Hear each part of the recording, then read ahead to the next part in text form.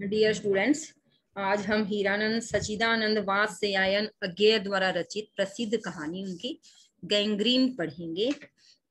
इस कहानी के माध्यम से उन्होंने एक, आप कह सकते कि घरेलू महिला है और उसका जो उबाऊ सा रूटीन है कि भी एक ही तरह के जीवन में रहते रहते किस तरह से हम उबने लगते हैं, मुख्य जो है इस कहानी के माध्यम से है उन्होंने बताने का प्रयास किया है कि मनुष्य जो है एक जैसे रूटीन से कैसे उबने लगता है। और एक घरेलू महिला का इसमें चित्रण किया गया है। आत्म कथात्मक परक कहानी है कि जैसे लेखक ने इस तरह से लिखा है कि जैसे कि वो उस महिला के स्थान पर अपनी पूरी बात को खुद कह रहा है। इसने की यह कहानी है, वह उसकी जो इसमें मुख्य आप कह सकते हैं पात्र है वो है मालती, और उसका पति जैसे कि पहाड़ी इलाके के सरकारी क्वार्टर में रहते हैं। इसने की यह कहानी है, थोड़ी सी लंबी कहानी है लेकिन महत्वपूर्ण बहुत है। इसमें से जो मुख्य प्रश्न आता है वो कहानी का सार और मालती का चरित्र चित्रण, तो हम धीरे धीरे करके इसको पूरी कहानी को पढ़ेंगे। प्रस्तुत है प्रसिद्ध लेखक अज्ञेय द्वारा रचित उनकी प्रसिद्ध कहानी गैंग्रीन। इनके लेखक हैं अज्ञेय, और इनका पूरा नाम आपको जरूर पता होना चाहिए, हीरानंद सच्चिदानंद वात्स्यायन अज्ञेय। यह आपको बहुत बार वस्तुनिष्ठ प्रश्न में आता है। तो आइए हम शुरू करते हैं आज की कहानी। कि दोपहर के उस सूने आंगन में पैर रखते ही मुझे ऐसा जान पड़ा मानो उस पर किसी शाप की छाया मंडरा रही हो। उसके वातावरण में कुछ ऐसा अकथ्य, अस्पृश्य किंतु फिर भी बोझिल और प्रकंपमय और घना सा फैल रहा था। कि लेखक कहता है कि मैं मालती के घर जब मैं मिलने गया तो दोपहर का समय था, सूना आंगन, पैर में रखते ऐसा लगता है जैसे कोई सांप की छाया। मतलब आप देखेंगे कि कुछ घरों का माहौल जो है वो खुशनुमा होता है तो कहीं पर उदासी सी छाई रहती है, तो वहां पर मुझे स्वाभाविक उदासी लग रही जिसे कहा नहीं जा सकता। अकथ्य शब्द कहा है, अस्पृश्य स्पर्श अर्थात छुआ नहीं जा सकता, कि सिर्फ महसूस किया जा सकता है। कि प्रकंप में का अर्थ है कि जैसे एक कंपन, बोझल सा, घना अंधियारा सा है उस घर के अंदर। उस आंगन में मैंने जब कदम रखा तो मुझे ऐसा लगा। फिर लेखक कहता है कि मेरी आहट सुनते ही मालती बाहर निकली। मुझे देखकर, पहचान कर उसकी मुरझाई हुई मुख मुद्रा तनिक सी मीठे विस्मय से जागी सी और फिर पूर्ववत हो गई। कि मालती बाहर आई। मालती कौन है? वो जो घर है उसकी मालकिन है। कहती कि मुझे देखा, लेखक कहता है कि जैसे ही उसने मुझे देखा तो उसके मुख मुद्रा करते कि चेहरे पर हल्की सी विस्मय, मतलब उसे हैरानी भी थी और थोड़ी सी मुस्कुराहट टाइप में जागी और पहले जैसी होगी। उसने कहा आ जाओ, और बिना उत्तर की प्रतीक्षा किए भीतर की ओर चली गई। कि मैंने उसने मुझे कहा अंदर आ जाओ और मेरा कुछ जवाब सुने, मैं कुछ पूछूं उससे पहले वो अंदर चली गई। मैं भी उसके पीछे हो लिया। भीतर पहुंचकर मैंने पूछा, वे यहाँ नहीं है? अर्थात तुम्हारे पति यहाँ नहीं? अभी आए नहीं, दफ्तर में हैं, थोड़ी देर में आ जाएंगे, कोई 1:30-2 बजे आया करते हैं। कब से गए हैं? सवेरे उठते ही चले जाते हैं। मैं हूँ कहकर पूछने को, और तुम इतनी देर क्या करती हो? पर फिर सोचा आते ही एकाएक प्रश्न ठीक नहीं है। मैं कमरे में चारों ओर देखने लगा। मालती एक पंखा उठा ली और मुझे हवा करने लगी। मैंने आपत्ति करते हुए कहा नहीं, मुझे नहीं चाहिए, पर वह नहीं मानी। बोली वाह, चाहिए कैसे नहीं, इतनी धूम में तो आए हो यहाँ तो। मैंने कहा अच्छा लाओ मुझे दे दो। वह शायद ना करने वाली थी, तभी दूसरे कमरे से शिशु के रोने की आवाज सुनकर उसने चुपचाप पंखा मुझे दे दिया और घुटनों पर हाथ टेककर एक थकी हुई करके उठी और भीतर चली गई। इसमें एक आप कह सकते हैं जो मध्यम वर्गीय परिवार है उसकी जो घर पे रहने वाली महिला है उसका चित्रण बड़ा सजीव सा किया गया है। कि किस तरह से वह गृहस्थी को चलाने में, घर के काम काज एक रूटीन में ऊब करके ऊह करके थकी थकी सी हमेशा रहती है। मैं उसके जाते हुए दुबले शरीर को देखकर सोचता रहा यह क्या है, यह कैसी छाया सी इस घर पर छाई हुई है। मालती मेरे दूर के रिश्ते की बहन है, किंतु उसे सखी कहना ही उचित है क्योंकि हमारा परस्पर संबंध सख्य का ही रहा है। हम बचपन से इकट्ठे खेले हैं, इकट्ठे लड़े और पीटे, हक और हमारी पढ़ाई भी बहुत सी इकट्ठे ही हुई और हमारे व्यवहार में सदा सख्या की स्वेच्छा और स्वच्छंदता रही है। वह कभी भ्रातृत्व के या बड़े छोटे पन के बंधनों में नहीं गिरा। अब लेखक मालती के साथ अपना रिश्ता बताते कि वो मेरी दोस्त जैसी है, उसी तरह की स्वच्छंदता है, मतलब हमारे दोनों के बीच में खुलापन है, साथ पढ़े हैं, साथ खेले हैं, लड़े पीटे, सब हमारे हक भी एक दूसरे के साथ दोस्ती जैसे हैं। भाई बहन जैसा छोटा मोटा बंधन जो है वह हमारे रिश्ते में कभी घिरा नहीं। मैं आज कोई 4 वर्ष बाद उसे देखने आया हूँ। जब मैंने उसे, लेखक क्या कहना चाहता है, इससे पूर्व देखा तब वह लड़की ही थी, अब वह विवाहिता है, एक बच्चे की माँ भी है। इससे कोई परिवर्तन उसमें आया होगा, और यदि आया होगा तो क्या, यह मैंने अभी सोचा नहीं था, किंतु अब उसकी पीठ की ओर देखते हुए मैं सोच रहा था, यह कैसी छाया इस घर पर छाई है, विशेषतः मालती पर। अब लेखक जैसे बैठा बैठा सोच रहा है, मालती तो अपने काम में लगी, क्योंकि अंदर से बच्चे के रोने की आवाज आई थी। आप ये देखिए कि वो कहते कि मेरा उनके साथ जो है हमेशा दोस्त जैसा, सख्या जैसा भाव रहा है, और 4 वर्ष के बाद आज मैं मिलने आई हूँ। जब उसको पहले देखा तो वह लड़की अर्थात कुंवारी थी, आज विवाहिता है, एक बच्चे की माँ है। और लेखक कहते हैं कि मुझे लग रहा था कि उसमें कुछ परिवर्तन आया होगा, पर इस तरह का परिवर्तन आया होगा, लेखक कहते हैं मुझे पता नहीं था। मैंने उसकी पीठ की ओर देखा, सोच रहा था कि, मतलब लेखक कहते हैं कि मैं मालती को जब भी देख रहा हूँ तो मुझे ऐसा लग रहा है कि जैसे कि ये एक अधूरी सी, टूटी हुई, उदास सी लड़की है। मालती बच्चे को लेकर लौट आई और फिर मुझसे कुछ दूर नीचे बिछी हुई दरी पर बैठ गई। मैंने अपनी कुर्सी घुमाकर कुछ उसकी ओर उन्मुख का अर्थ है उसकी तरफ मुंह करके पूछा, इसका नाम क्या है? मालती ने बच्चों की ओर देखते हुए उत्तर दिया, नाम तो कोई निश्चित नहीं, वैसे टिट्टी कहते हैं। भाई इसका कोई फिक्स नाम नहीं, अभी छोटा है। आपने देखा होगा कि जो घर आदि में छोटे बच्चे होते हैं, ज्यादा छोटे, जब तक वो स्कूल में नहीं जाते, तो सब अपने अपने हिसाब से, कोई लड्डू कहता है, कोई बाबू कहता है, मतलब बच्चे का नाम अलग अलग रख दिया जाता है। तो मालती कहती है कोई इसका निश्चित नाम नहीं है, वैसे इसे हम टिट्टी कहकर बुलाते हैं। मैंने उसे बुलाया, टिट्टी टिट्टी आजा, लेखक कह रहा है ये बात, पर वह अपनी बड़ी बड़ी आंखों से मेरी ओर देखता हूँ अपनी माँ से चिपट गया और वासा सा होकर कहने लगा करके, बच्चा जिस तरह से व्यवहार करता है। मालती ने फिर उसकी ओर एक नजर देखा और फिर बाहर आंगन की ओर देखने लगी। काफी देर मौन रहा।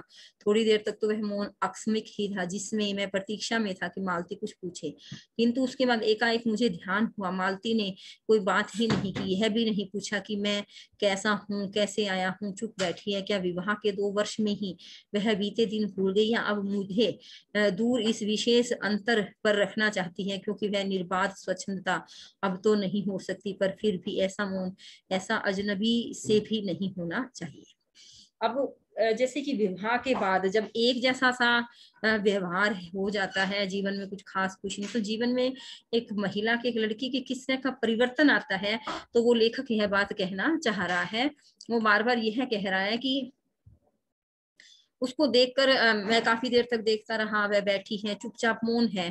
तो मैं यह प्रयास कर रहा था कि वह कुछ बोले, लेकिन वह कुछ बोली नहीं, कोई बात नहीं की। उसने मुझसे कुछ पूछा कि क्या हुआ, क्या शादी के 2 साल में ही सिर्फ इंसान इतना बदल जाता है, या कोई खास अंतर रखना चाहती है कि पहले हम दोस्त जैसे थे, अब भी उसका विवाह हो गया तो वह स्वच्छंदता जो है, हम दोनों के बीच में एक दोस्ताना जो व्यवहार था वह नहीं होना चाहिए। फिर लेखक कहते हैं कि फिर भी इतना अजनबीपन सा व्यवहार ऐसा वो करिए, ऐसा तो अननोन से भी नहीं किया जाता, जबकि मैं तो उसका रिश्ते में भाई भी और हम एक अच्छे दोस्त भी रहे हैं। मैंने कुछ खिन्न सा होकर दूसरी ओर देखते हुए कहा, जान पड़ता है तुम्हें मेरे आने से विशेष प्रसन्नता नहीं हुई। उसने एकाक चोंच कर कहा, ऐसा कुछ नहीं है। यह हूँ प्रश्न सूचक था, किंतु इसलिए नहीं कि मालती ने मेरी बात सुनी नहीं थी, केवल विस्मय के कारण। इसलिए मैंने अपने बात दोहराई नहीं, चुप बैठा रहा। मालती कुछ बोलती ही नहीं। थोड़ी देर बाद मैंने उसकी ओर देखा, वह एकटक मेरी ओर देखे, किंतु उधर उन्मुख होते ही उसने आंखें नीची कर ली। फिर भी मैंने देखा उन आंखों में कुछ विचित्र सा भाव था, मानो मालती के भीतर कहीं कुछ चेष्टा कर रहा हो, किसी बीते हुए बात को याद करने की, किसी बिखरे हुए वायुमंडल को पुनः जगाकर गतिमान करने की, किसी टूटे हुए व्यवहार तंतु को पुनर्जीवित करने की और चेष्टा में सफल न हो रहा हो। जैसे जैसे बहुत देर से प्रयोग में न लाए हुए अंग को व्यक्ति एकाएक उठाने लगे और पाए कि वह उठता ही नहीं है, चिर विस्मृति से मानो मर गया हो, उतने क्षीण बल से, यद्यपि वह सारा प्राप्य बल है, उठ नहीं सकता, ऐसा मुझे जान पड़ा। मानो किसी जीवित प्राणी के गले में किसी मृत जंतु का तोप डाल दिया गया हो, वह उसे उतार कर फेंकना चाहे पर उतार ले पाए। मोस्ट इंपोर्टेंट पंक्तियां बेटा व्याख्या के लिए पूरी यहाँ से आपने शुरू करनी है कि किंतु मेरे उधर उन्मुख होते उसने आंखें नीची कर ली। फिर भी मैंने देखा कि यहाँ से यहाँ तक सप्रसंग व्याख्या के लिए 2 अलग अलग पहरे भी बन सकते हैं, पूरा इकट्ठा भी आ जाता है इसमें। देखिए वो ये बात बताना चाह रहे हैं कि जो मालती के अंदर जब मैं उसको देख रहा हूँ तो मुझे ऐसा लगता है कि वो कुछ उसके पुरानी बातों को, किसी चीज को चेष्टा करना चाहती है कि जो हमारा दोनों का आपस में व्यवहार था, जो उसके अंदर अब दब सा गया है, वो अपनापन, वो व्यवहार, वो प्यार, सब कुछ जो दब गया है, वो उसको उठाने की कोशिश करे लेकिन कर नहीं पा रही। लेखक ने उसका उदाहरण किससे दिया है कि मानो कि कोई हमारा शरीर का हिस्सा एक जगह बिना किसी मूवमेंट के एक साथ रखा हुआ रहता है। जैसे मान लो कभी किसी को कोई फ्रैक्चर आदि हो जाता है तो वह हिस्सा जो है शरीर का एक बार स्टेबल रखना पड़ता है, बिल्कुल एक जगह स्थिर रखना पड़ता है। तो जब प्लास्टर खुल जाता है उसके बाद भी उसको मूवमेंट में लाने में समय लगता है, मतलब वो मूवमेंट में आ नहीं पाते हैं। तो लेखक कहते हैं कि ऐसा ही व्यवहार मुझे मालती का देखने को मिला कि जैसे जीवित प्राणी के गले के अंदर कोई मृत जंतु का तोख डाल दिया हो और ऐसा लगता है उसे उतार फेंकना चाहे पर उतार नहीं पाए। तभी किसी ने किवाड़ खटखटाए, मैंने मालती को देखा पर वह हिली नहीं। जब किवाड़ दूसरी बार खटखटाए गए तब वह शिशु को अलग करके उठी और किवाड़ खोलने लगी। कहते कि उसी समय दरवाजे पर किसी ने नोक किया। मालती ने देखा पर वह हिल नहीं पाई। मतलब इसमें कवि ये कहना चाह रहा है कि विवाह के बाद उसका एक जैसा उबाऊ जीवन जो है, जिसकी वजह से उसके जीवन में क्या परिवर्तन आया कि वह थोड़ी सी आप कह सकते शारीरिक ताकत और मानसिक ताकत दोनों ही जैसे खो बैठी है। फिर शिशु को, बच्चे को अपने से दूर करके वह किवाड़ खोलने गई। वे यानी मालती के पति आए। मैंने उन्हें पहली बार देखा था, यद्यपि फोटो से उन्हें पहचानता था। परिचय हुआ, मालती खाना तैयार करके आंगन में चली गई और हम दोनों भीतर बैठकर बातचीत करने लगे, उनकी नौकरी के बारे में, उनके जीवन के बारे, उस स्थान के बारे में और ऐसे अन्य विषयों के बारे में जो पहले परिचय पर उठा करते हैं, इस तरह का स्वरक्षात्मक कवच बनकर। अब देखिए, जब आप किसी अनजाने व्यक्ति से मिलते हैं, आप इस पूरी कहानी में यह देखेंगे कि जो सब कुछ हम अपने जीवन में देखते हैं, महसूस करते हैं, हमारा उस तरह की स्थितियों से, उस तरह की बातों से आमना सामना होता है। जब आप किसी अन्य मतलब अनजान व्यक्ति से, वैसे वो आपका रिश्तेदार है, पहली बार जब मिलते हैं तो लेखक कहता है कि वहां पर हमारे उस तरह की प्रश्न हमारे जीवन में उठते हैं कि हम उनसे उनकी नौकरी के बारे में, जहाँ वो रहते हैं, उस स्थान के अन्य विषयों के बारे में, जो कि एक पहली बार मिलने वाले रिश्तेदारों के बीच में होते हैं, जिसे हम स्वरक्षात्मक कवच कहते हैं। अर्थात कि हम जब पहली बार बातचीत करें तो खुद की सुरक्षा करते हुए एक दूसरे से बात करते हैं। मतलब तो किसी से जुड़ने से पहले हम पूरी अच्छे से खुल करके बात नहीं कर सकते। तो जो खुद की रक्षा का कवच जो प्रश्न बनते हैं, वो हम सामान्य तौर पे काम काज, रहन सहन, जहाँ वो रह रहे हैं, घर परिवार के बारे में ही बात करते हैं। मालती के पति का नाम महेश्वर, वह एक पहाड़ी गांव के सरकारी डिस्पेंसरी में डॉक्टर है। उनकी हैसियत से इन क्वार्टरों में रहते हैं। प्रातः काल 7 बजे डिस्पेंसरी चले जाते हैं, 1:30 या 2 बजे लौटते हैं। उसके बाद दोपहर भर छुट्टी रहती है, केवल शाम को 1-2 घंटे फिर चक्कर लगाने के लिए जाते हैं। डिस्पेंसरी के साथ के छोटे से अस्पताल में पड़े हुए रोगियों को देखने और अन्य जरूरी हिदायतें करने, उनका जीवन भी बिल्कुल एक निर्दिष्ट ढर्रे पर चलता है। नित्य वही काम, उसी प्रकार के मरीज, वही हिलाते, वही उसके। अब ये कह रहे हैं कि उनका जीवन बिल्कुल एक जैसा है। हमें परिवर्तन की जरूरत होती है क्योंकि यह हमारा ह्यूमन बीइंग नेचर है, स्वभाव है। यदि व्यक्ति एक जैसे रूटीन पर रहता है तो वह पूरा खुश नहीं रह पाता। निर्दिष्ट ढर्रे का मतलब होता है बेटा कि जो आपका रूटीन है, जो आप हमेशा करते हैं, नित्य प्रति करते हैं, उसे निर्दिष्ट का अर्थ है कि पहले से तय किया हुआ कार्य।